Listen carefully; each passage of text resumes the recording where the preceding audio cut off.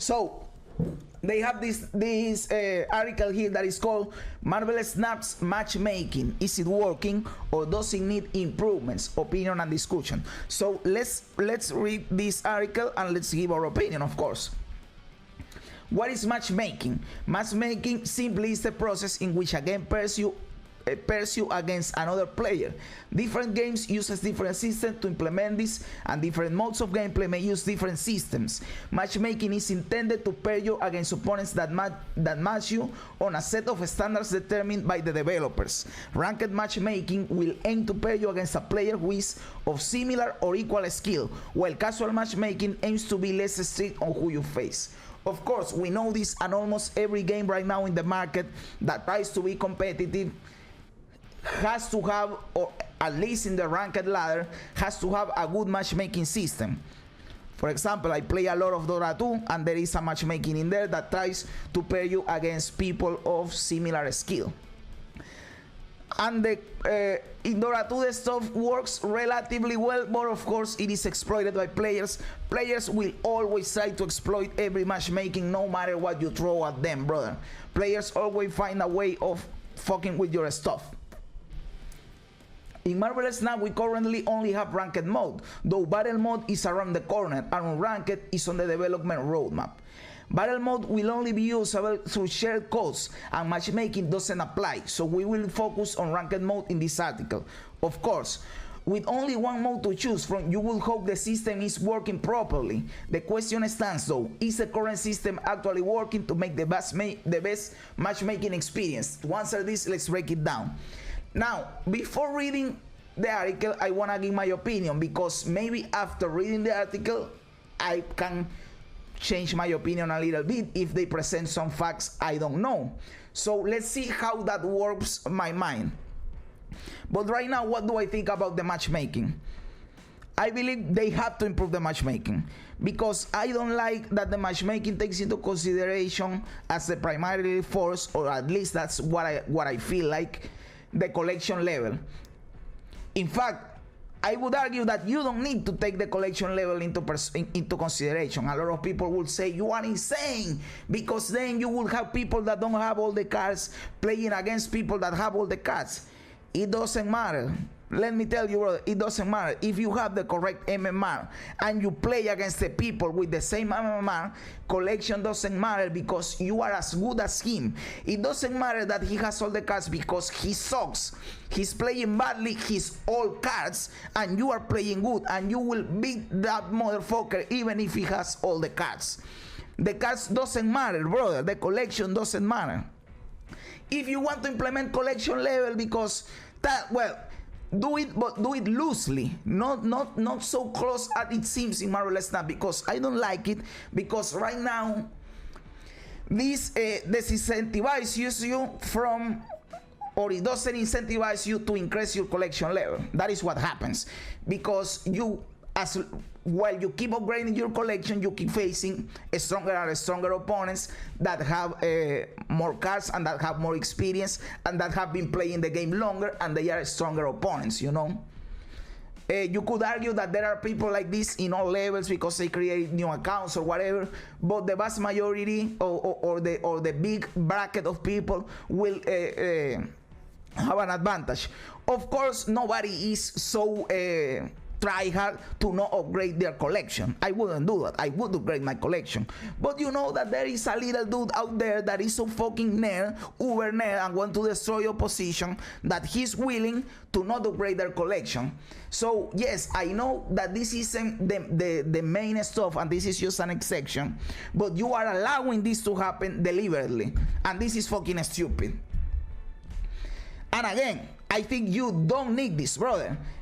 In Hearthstone, you don't have this, brother. I remember I was a free-to-play player in Hearthstone Classic when Hearthstone launched, and I didn't have a single legendary card, and I was ranking up, and I always matched against people that had multiple legendary cards, and it didn't matter. I destroyed their bots, and yes, it sucks when you lose against a legendary card and you don't have it, but it isn't such a big deal, brother. It isn't such a big deal. I believe you don't need to put so much emphasis on the collection level. And the other thing is that you should put more emphasis on the MMR, better balance your MMR winning and losing depending of the cube of your cube rate, and put a balance emphasis on the tier that you have on your rank. For example, 60, 70, 90. You know, like, take that into consideration, but that is not the main stuff. For example, in Dota 2 you have your MMR and you have your what in this is your rank. You know, in there are medals. So you always match against people that are close to you in medals but are really close to you in MMR, and both of them are visible to you. Maybe they don't let us know what our MMR is, like, visible to us, and only the medal or the rank, but put more emphasis on the MMR and refine the MMR algorithm. That is what I think the matchmaking should work like, and I know it is never going to work like that because people are too stupid with this collection level bullshit. Let's see what you guys say. I honestly don't play that much nowadays because I'm still looking for cards to complete decks, so my opinion on the matchmaking may not be that strong. Okay, and as I'm saying, if you wanted to rank up, I believe you would have more chances right now than when you have more cards, because the competition will be fiercer, brother. It should be based off of rank, of course, of MMR and rank, in my opinion. If people are low collection level, then they face easier opponent, which incentivizes staying lower down. Exactly. The legend, yo, yes, have you seen the guy that reached max collection level? He's like 22k. Oh, brother, I didn't know that. And that is fucking insane, brother. I am only getting to 5k, and that dude is 22k, so he's a uber mega hyper whale. Some people get lucky and get all the cards they need to build a solid deck very early. Exactly, that is another thing why the collection level is stupid.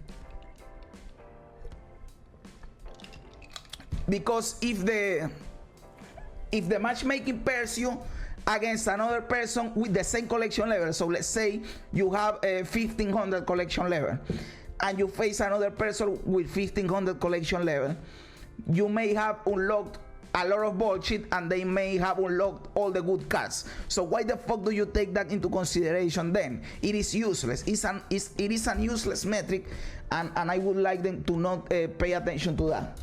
But I know a lot of people whine because I have watched the Reddit posts and the threads where people whine because they are facing people that have cards that they don't want, that they don't have, which is like, brother, chill, play the game.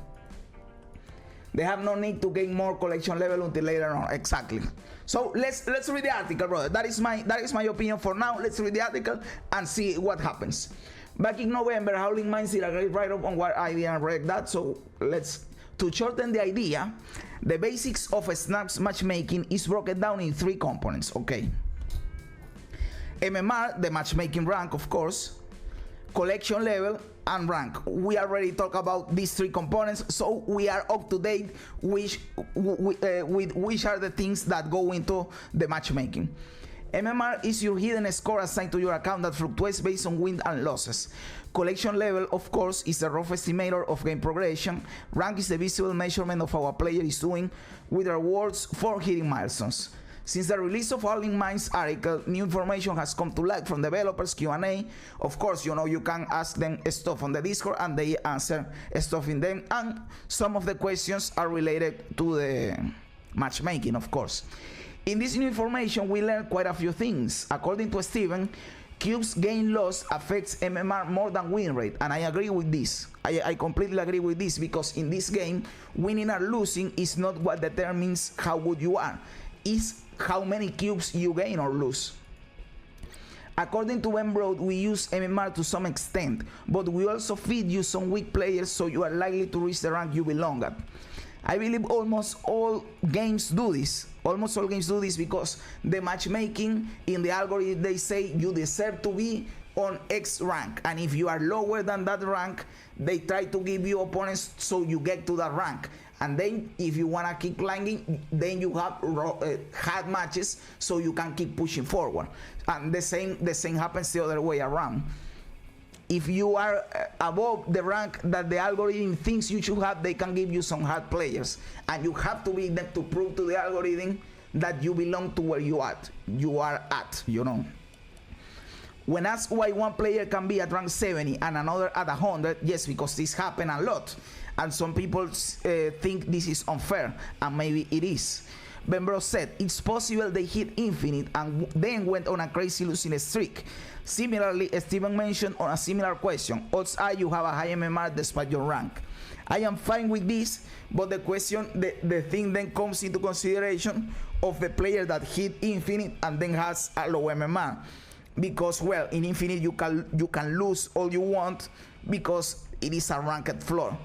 And the other question is, if I have the same MMR as an infinite player, shouldn't I be in infinite or closer to infinite than in 70? That is a question. So maybe it isn't working as intended, because for a 100 player to have the same MMR as a rank 70, then they threw a lot of games, or the rank 70 is really under where he should be, you know. So maybe it needs a little refining. So they have no, some people, no real way to determine matchmaking based on the cards people have unlocked, but it should just be based on ranked mode and a little base. Yes, if you really want to use collection level, just use it roughly, you know, not as a set stuff, but use it roughly, like people that are in pool 2, people that are in pool 1, people that are in pool 3 under 1K, people that are, but again, it can happen like you are under 1K with another person, but they have the good cards and you don't. At some point you have to say it doesn't matter, because your ability as a player is more important than the cards. And I think they should focus on your ability as a player and not on your collection. I'm a collection level 2200 and I rarely face people with Hulk, Thanos, Galactus and top decks. Well, that is kinda cool. So yes, it uses, because it happens because it uses your collection level. But if it didn't use your collection level and you face those people, you still can beat them, brother. I don't use those cards and I beat them. I'm at 2000 and I see so many Thanos and Galactus decks. It should only be competitive with tryhards rank 70 onwards, in my opinion, but the earlier ranks, the matchmaking should be more lenient. Maybe, probably. And it kinda is, not as much, but it kinda is, because right now, when I'm at rank 40, when in a season reset or last season that I was at 50, I completely destroyed my opponents until I was at 70. But 70 onward, the games got really hard. So I would say that my personal account, I am fine with my matchmaking. In fact, I would say that games are too hard for me, because from 80 to 100, I had to grind a lot. Games were hard as fuck, and it was a fucking grind.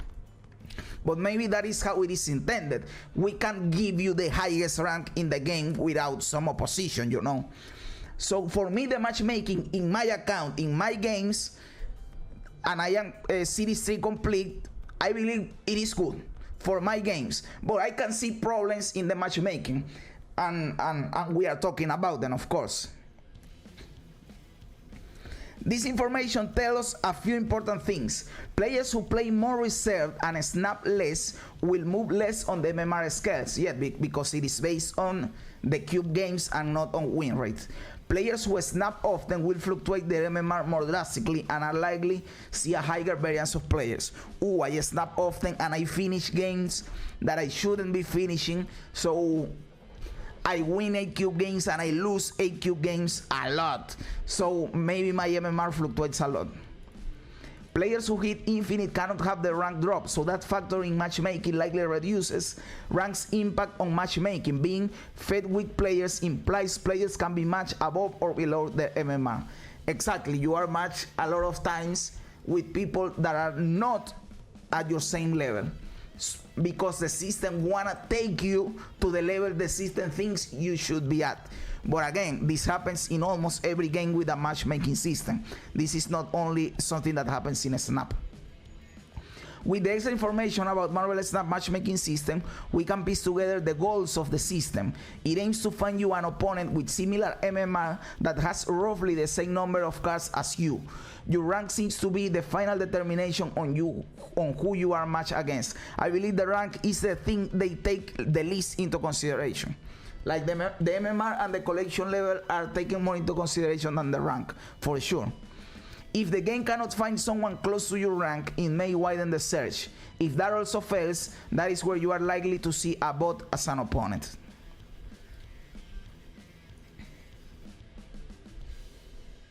Just because someone has the cards to make a meta deck doesn't mean they have the skill to pilot it. Exactly, Ben. You think the same as me, brother. You think the same as me. I wonder how many players SD expected to reach infinite if they say that not enough players are reaching infinite. The grind to infinite is too long and too hard, and a lot of people can dedicate them. Exactly, and apparently they don't think it is because of the matchmaking. They think it is because of the rewards. They said, well, people don't like titles. Let's give them a card back with the golden border, and maybe that will help out. And yes, probably it will help. But I believe that the reward is not the only thing. I believe the matchmaking is one of the components of that. The reward is important, of course. You want a reward for your hard work. Of course you do. But the matchmaking has to help you. The grind needs to be less grindy. I don't know, maybe kick the grind from 80 to 100 or from 90 to 100. Another thing that is making me remember is that you lose 30 ranks when the season ends, and that is a lot.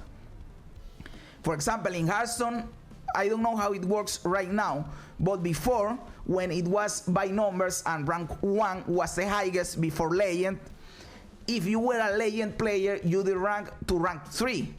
So the grind wasn't that much. You needed, what, 15 wins without a loss to get back to legend, something like that.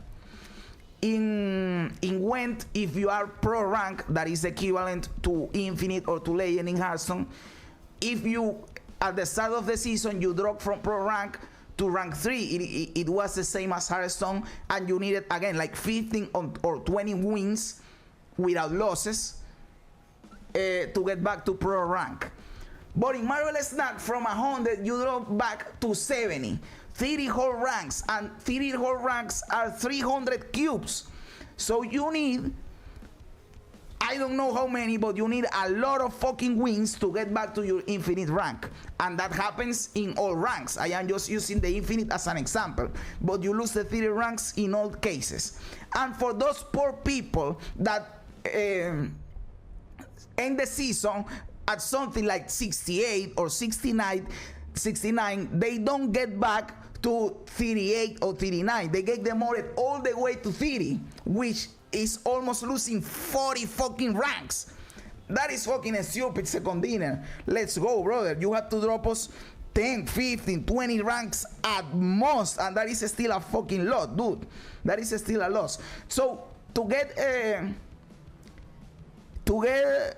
Marvel Snap aligned with the rank drops in something like Hearthstone, you would get to something like 95, from 100 to 95. That is the estimate, or I don't know, 90 at most. I'm not infinite, but I'm trying my best, but I also snap every game like a fucking idiot. Snapping is fucking cool, I love snapping, but what we have to learn to do is retreating. Even if we snapped, we have to learn to retreat, my brother. Rewards are shite, of course, but even with good rewards, I don't think it will motivate enough people to get to infinite because the grind is too much. Exactly what I think. There are people, and I am one of those. I don't give a fuck about the cutback, and I don't give a fuck about the title. The rewards are not the reason why I climb to infinite. I climb to infinite because I am creating content for the game, and I wanted to do it, and I wanted to test myself, and I want to make a video about me reaching infinite and whatever.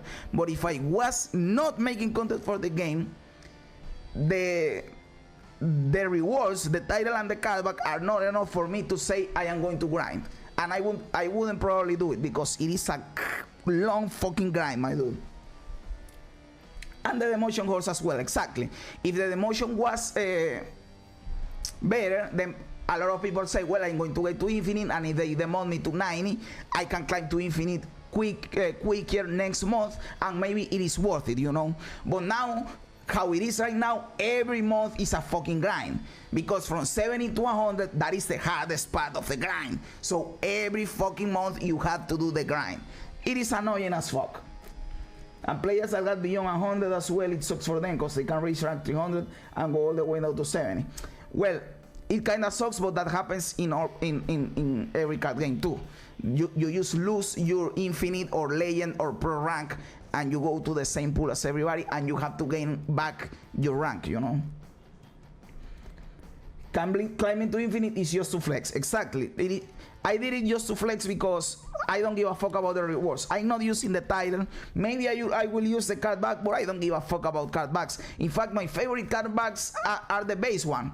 The ones where you put it like yellow, red, black. Those are my favorite card backs. So I don't give a fuck about the card back. And there's no good way at the moment to show you have reached infinite before, because the title looks like every other title. I mean, exactly, the title is stupid, and not everybody knows what title is associated with infinite, and the vast majority of players don't give a fuck.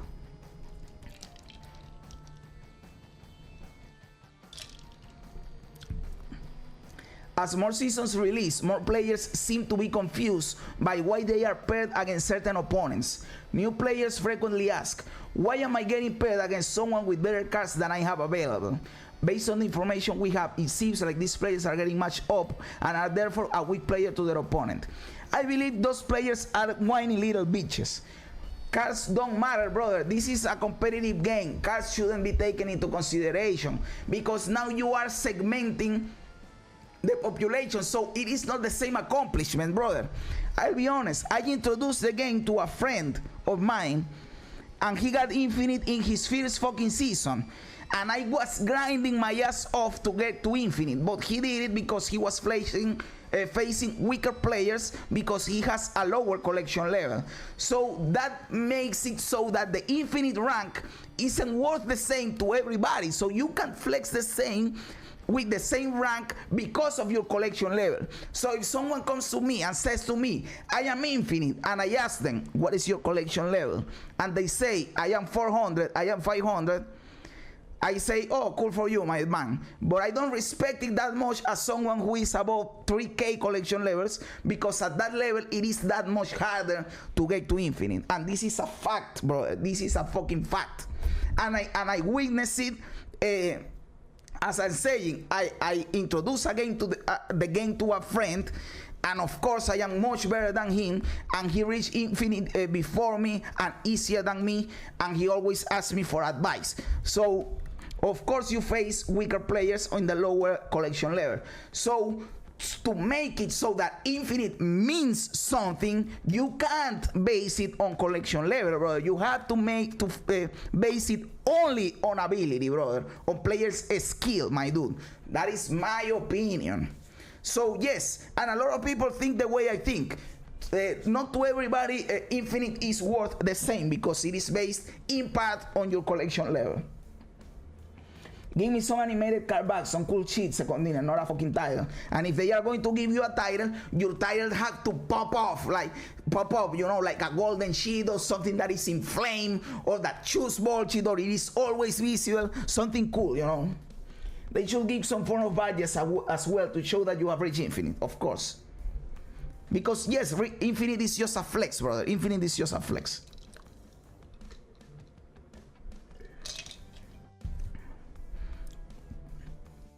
Either that or their opponent got much luckier with card pools in the collection track. We talk about this, and was able to make more viable decks early. This theory only holds up if the MMR happen to be similar for these players, though. If the MMR is similar and it takes into consideration collection level, this can happen. And we talk about this. Someone is luckier and he got a better deck, and now you are stuck matching him, and you shouldn't, which is stupid. New players who have a more advanced understanding of CCGs are likely to snag more and gain more cubes. This leads to more frequent pairings against players with more cards or a higher MMR, which explains why many new players bring up issues with getting paired with opponents with better cards. But that is cool. That is how it should work. If you are a new player but you have a better understanding and you win a lot of games, you need to get paired with people that are better. Why do you want to keep destroying weak players? That is stupid, bro. That is stupid. That is how it needs to work. If you are a new player but you are better than other new players, you have to face better players because you are better. That is how it should work. Older players often bring up issues with the game, pairing them against infinite rank players when they are reportedly as low as level 68. This is true because it happens to me all the fucking time. I was 70 and I faced opponents with the infinite title, so I knew they reached infinite in that season. For example, in the past season they had the Herald of Galactus title and I was rank 70, and this season I was rank 70 and I faced people with the really dirty title, that is this season title, infinite title. As the developer said directly, this is likely due to the fact that the infinite player cannot drop ranks but can drop in MMR. This means the infinite player can hit rank 100, mess around with a new deck idea, or play a bad deck for fun, which may tank the rank. They may then match against a lower rank player because their MMR failed. Since decks don't affect matchmaking, it isn't affect matchmaking, the infinite player can swap to a meta deck after dropping their MMR and have much easier matchup. Exactly. Yesterday I was farming boosters for the cards I don't use, and since I am infinite I just lost a bunch of games and they snapped me and I didn't give a fuck because I was farming boosters, so I wanted the game to go all the 6 turns, and I lost a bunch of games and I don't give a fuck because I can drop down from infinite. So maybe I am tanking my MMR, and that is some form of exploiting the matchmaking because maybe next season I will have a lower MMR and then I will play to climb back up, and maybe it will be easier. I don't really know, but maybe it will because I tank my MMR by farming boosters. But when I am streaming and I want to showcase a deck, I play seriously and I snap and retreat accordingly because I want to showcase the deck. So maybe I don't tank my MMR that hardly as some people might do, you know. Ooh, you redeem a howl, man. You redeem a howl. Here you go, my brother. Oh!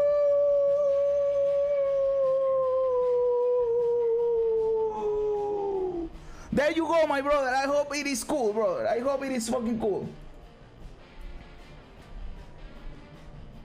One of my friends already got the likes of Death, Wong, and Patriot at like collection level 800, so it shows that people get lucky and can climb easy early on, of course, because only ranked mode exists. That means no one can have fun trying out new decks and should only play meta decks to climb. And if they reach infinite, that's when they can finally try new decks freely. Exactly. That is why we also need the unranked ladder, so people can do that. Because right now you are incentivized to grind to infinite, so you are able to have fun. That is why I said to you guys, when I reach infinite, now we can finally play the game. Now we can finally have fun. How like Carman in that World of Warcraft episode, when Stan asking, what do we do now? And Carman says, what do you think? Now we can finally play the game. So that is what happens here, brother.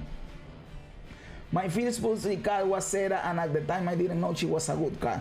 That is a good pull 3 card for your first card because you can do all kind of stuff. She works well with what you have in pull 1 and pull 2, you know. Is the matchmaking system working properly? In its current state, I would argue that the matchmaking system is conceptually good, but fails in execution, thus making a failing system. I believe the failure breaks down simply into 4 basic issues. Rank cannot fall after infinite. Collection level seems to have low priority in matchmaking. This isn't a problem. I like this. In fact, I would argue that right now collection level has too much of a priority right now. The current MMR system can be abused. This is true. MMR affects players in different ways based on how they prefer to play. That is true too. To break this down further, we will start with the rank issue and MMR abuse. To my knowledge, there is no other major competitive game on the market that lets players reach a rank they cannot fall back on, while also matching against players in lower ranks. I am trying to think of a game that is like that. And I believe there is. I believe in Hearthstone you can be at rank 1 or what is now what Diamond. I don't really remember how is the new system. And you can face low legend players, and you can go from legend to rank. You can go back, or at least when I played, you couldn't go back from legend to rank 1. So there are games that allow you to do that. In Dora you can be immortal, which is infinite, and play against players that are not immortal, but you can derank from infinite. So Dora isn't like that, of course. Most other games have a casual mode, of course. That is one of the problems with Marvel Snap. You don't have an unranked mode, and not strictly ranked. So I believe this is a Snap's way of letting players mess around without worry. Unfortunately, this means players who reach infinite can break the MMR system, be it intentionally or not. A perfect example of this can be seen by streamers. Exactly, this is totally true. One streamer in particular, Valentine, attempted a challenge in which he tried to make Agatha Harkness successfully play Galactus before its Series 5 release. Over the course of a 24-hour stream, Valentine was infinite at the time, which meant 24 hours of losing most of his matches did not move his rank. What it did move, however, was his MMR. After playing Agatha for that long, he entered what he described as MMR hell, where there were lots of bots and players that were clearly no match for his actual skill. He stayed in this MMR hell for several days as he slowly began to match against players he recognized again and competition turned up. So right now you here have a loophole to get infinite rank easily each fucking season. You reach infinite the hard way for one season, and then at the end of the month, 3 days before the reset, you just tank your MMR into MMR hell, and when the season resets, you just face a bunch of bots and weak players, and you get quickly to infinite. And it is stupid that you can exploit the system in this way, let's be honest. Someone said under one of your videos that players can play at a late time where not a lot of people are awake and just play against bots and use that to your advantage to climb. I tried to do that, and I'll be honest, I didn't feel that that was the case. Maybe it is because of the region, but in my region I played at 3 a.m. in the fucking morning, and I still faced the same people that I faced in normal hours. The competition was fierce either way. But maybe that is true for some regions or some ranks or some collection levels. I don't know.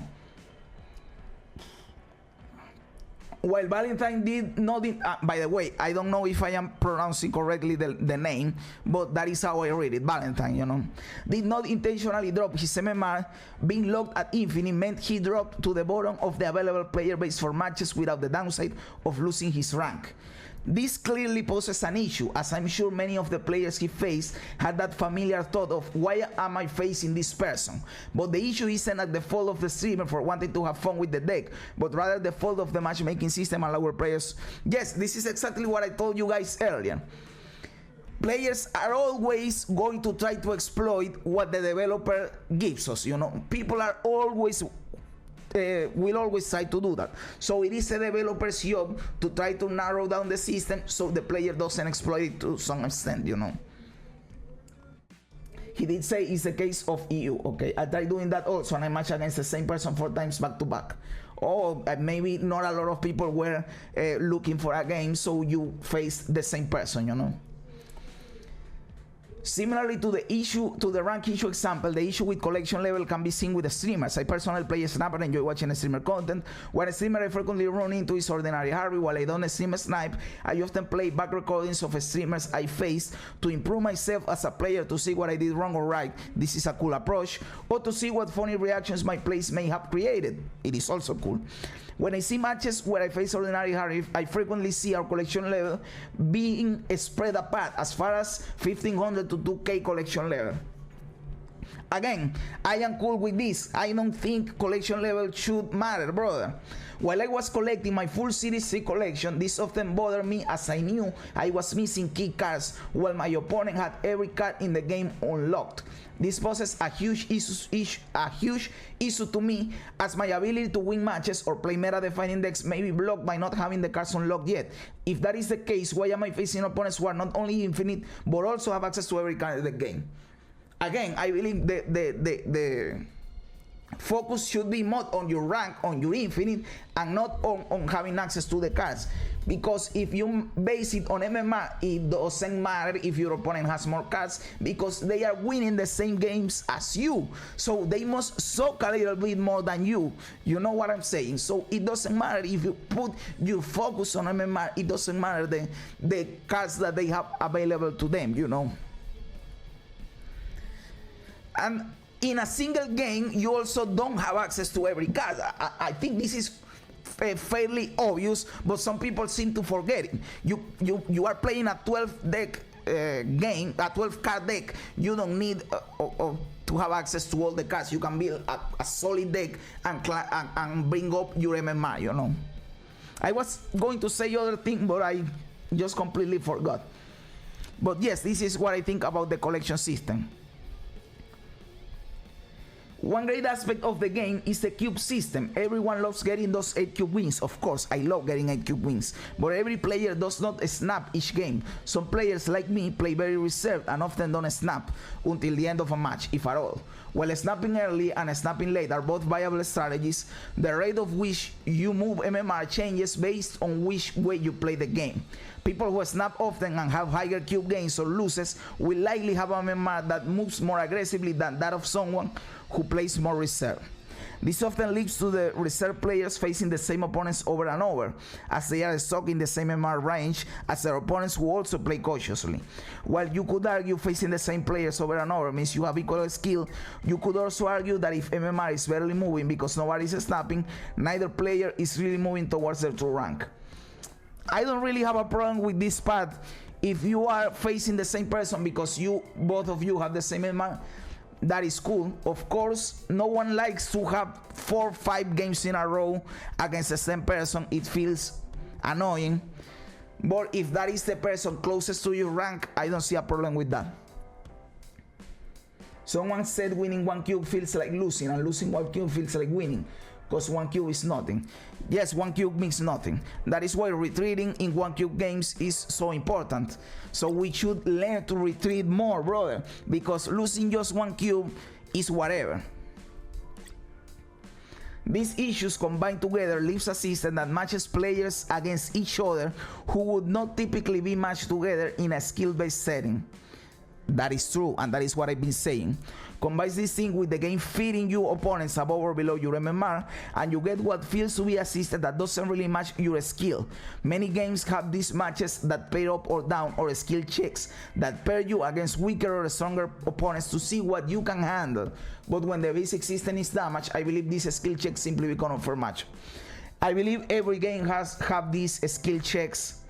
I truly believe it. But yes, what you say at the end here is, but when the basic system is damaged, I believe this skill check simply become unfair matches. It is so, and that is what happens in here. By the way, the other thing I was going to say earlier, it was that some people think that the matchmaking sees your deck and it can take your deck into consideration in the matchmaking. I don't know if that is true. In fact, the developers were asked this and they said it doesn't, but a lot of people keep thinking that it does. So maybe that matters too, that the deck you are playing. As a result, it has become clear that Second Dinner is not seeing enough players trying to climb the ladder and has put out an extra bounty this month for the Savage Land season. Infinite players will receive an additional exclusive card, but we talked about this earlier. They see that not enough players are climbing and they say, well, what is the reason? Well, the reason are the rewards. We are going to give them extra rewards, and maybe this encourages people to climb. I believe this is not enough because the grind is just too much. Because of the bad matchmaking, it doesn't motivate players enough to try and master one deck instead of switching from deck to deck.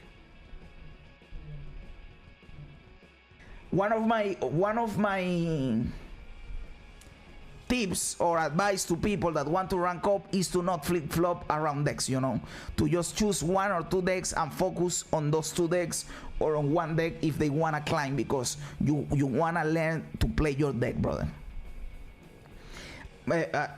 I have my throat dried, so I will look for my drink, boys. Give me a second, please. I'm sorry for that.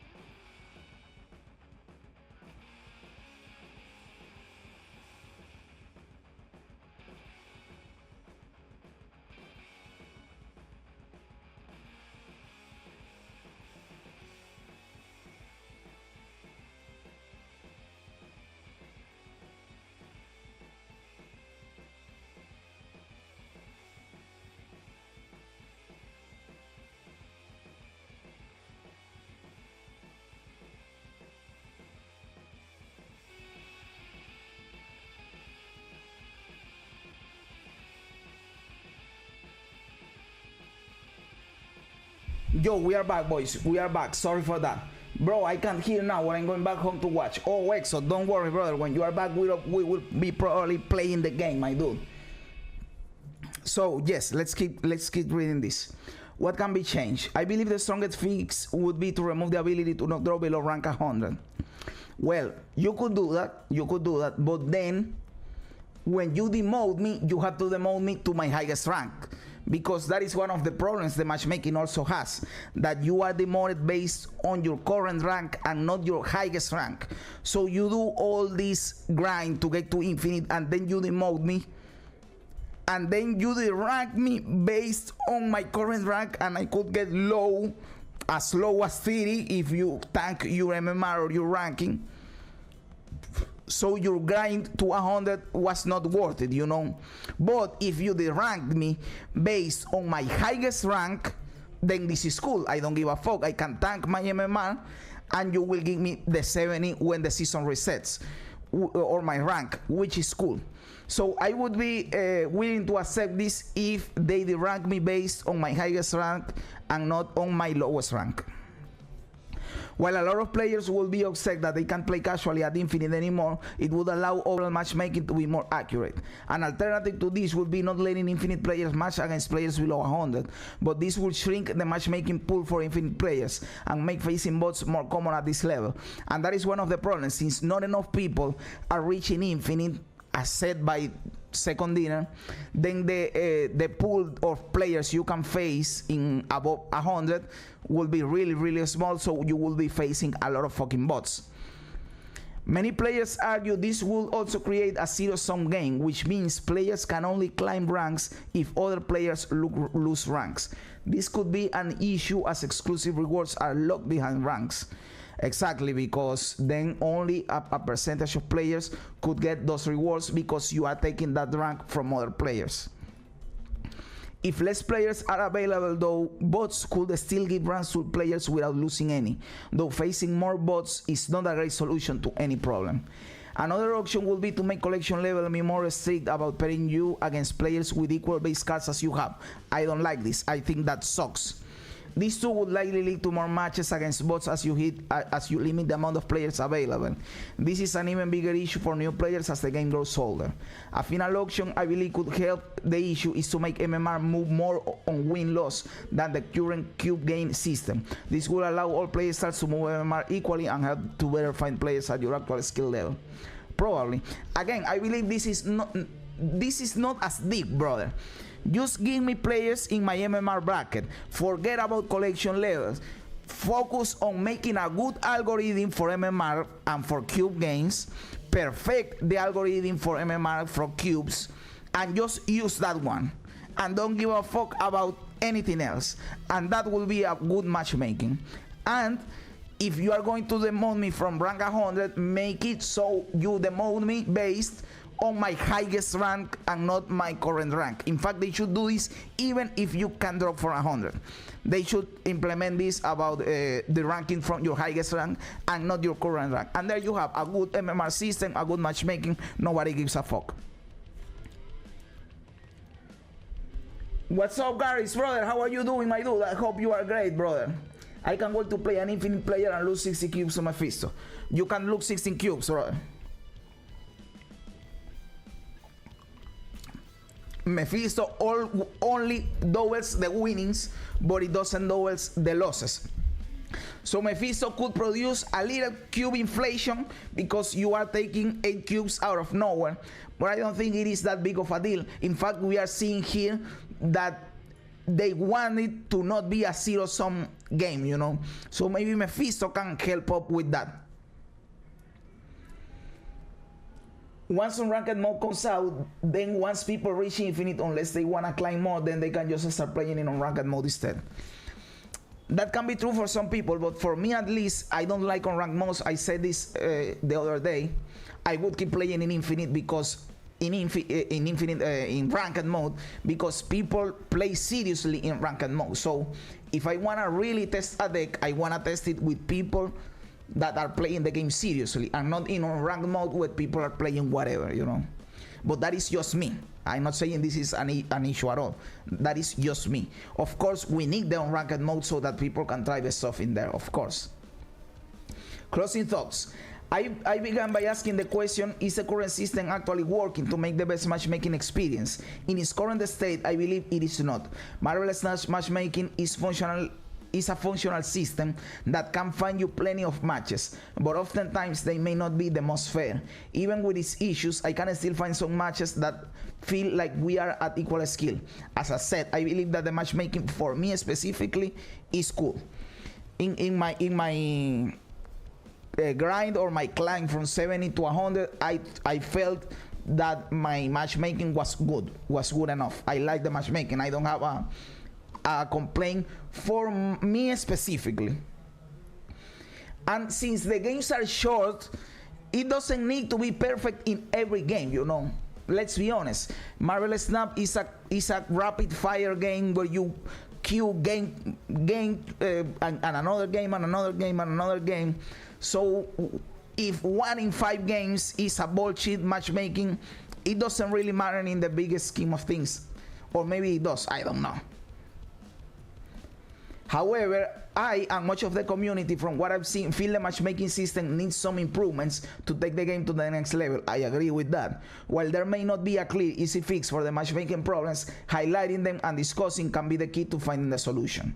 What do you think? Does matchmaking need some changes, or is it great as is? Have you experienced matchmaking issues? Make sure I already thought my opinion about that. So yes, we are done with the article. I believe this is a cool article. It brings up the question about the matchmaking, and it highlights that matchmaking needs some love so that Second Dinner doesn't think that matchmaking is done, and they continue working on the matchmaking constantly, you know, and improve on it in every patch. I believe they should do that, trying to perfect the matchmaking, you know. So it is cool that this article exists, and was a cool article, and it prompted us to give our opinion on the matchmaking. So we are cool with this, boys. We are fucking cool with this.